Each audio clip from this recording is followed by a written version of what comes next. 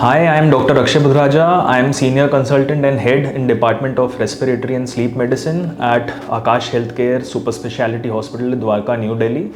आज मैं आपसे सीजनल रेस्पिरेटरी डिजीज़ के बारे में बात करूँगा। सीजनल रेस्पिरेटरी डिजीज़ का मतलब मौसम के हिसाब से जो सांस में तकलीफ़ उत्पन्न होती है, चाहे वो खांसी हो या सांस लेने में तकलीफ़ हो या फिर किसी तरह का इन्फेक्शन हो, उसके बारे में बात करूँगा।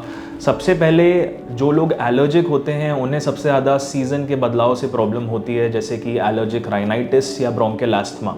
इसलिए होता है क्योंकि वो अपनी जो रेगुलर मेडिकेशन है वो किसी ना किसी कारण से बंद कर देते हैं, क्योंकि वो ठीक फील कर रहे होते हैं। बट उन्हें ये ध्यान रखना चाहिए कि जब भी मौसम में बदलाव आने वाला है उससे पहले ही वो जो अपनी कंट्रोलर मेडिकेशन है, जो रेगुलर मेडिकेशन है, उसे वापस चालू कर दें, या फिर उनको अगर साल भर एलर्जी की प्रॉब्लम रहती है तो उसे बंद ना करें।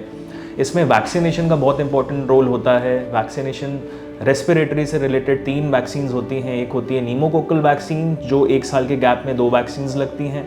दूसरी वैक्सीन इन्फ्लुएंजा के लिए होती है, जिसे हम फ्लू शॉट कहते हैं, जो हर साल रिपीट होती है। और तीसरी वैक्सीन कोरोना के लिए होती है। अगर आपको कोविड वैक्सीन लगी है तो वो भी लगवानी चाहिए। एस्थमा और राइनाइटिस के अलावा कुछ लोग होते हैं जिन्हें इंटरस्टिशियल लंग डिजीज़ या फिर COPD जैसी बीमारियां होती हैं। ये भी एक रेस्पिरेटरी डिजीज़ हैं। COPD, जिसे हम आमतौर पे काला दमा कहते हैं, ये यूजुअली स्मोकर्स में मिलती है, बट इसके अलावा आजकल नॉन स्मोकर्स में भी COPD काफ़ी मिलता है, जिसे हम काला दमा कहते हैं। ये नॉन स्मोकर्स में COPD इसलिए मिलता है क्योंकि इतना ज़्यादा पोल्यूशन हो गया है, या फिर उनके वर्क स्पेस में वो डिफरेंट केमिकल्स या फ्यूम्स या फिर स्मोक से एक्सपोज हो रहे होते हैं। तो ऐसे व्यक्तियों को भी वैक्सीन लेनी चाहिए। सबसे इम्पॉर्टेंट यही है कि अगर आपको किसी भी तरह की क्रॉनिक रेस्पिरेटरी डिजीज़ है, चाहे वो एलर्जी हो या फिर इंटरस्टिशियल लंग डिजीज़ हो या फिर वो किसी स्मोकिंग रिलेटेड प्रॉब्लम हो या फिर पुराने इन्फेक्शन के बाद फेफड़े में किसी तरह की कमज़ोरी हो, तो जो भी रेगुलर मेडिकेशन है उसे लेते रहना चाहिए और वैक्सीनेट करना चाहिए।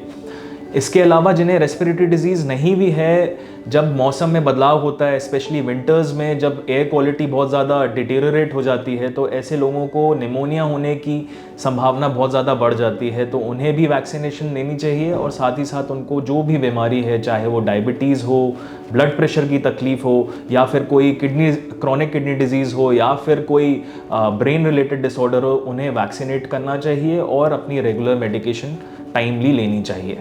Thank you.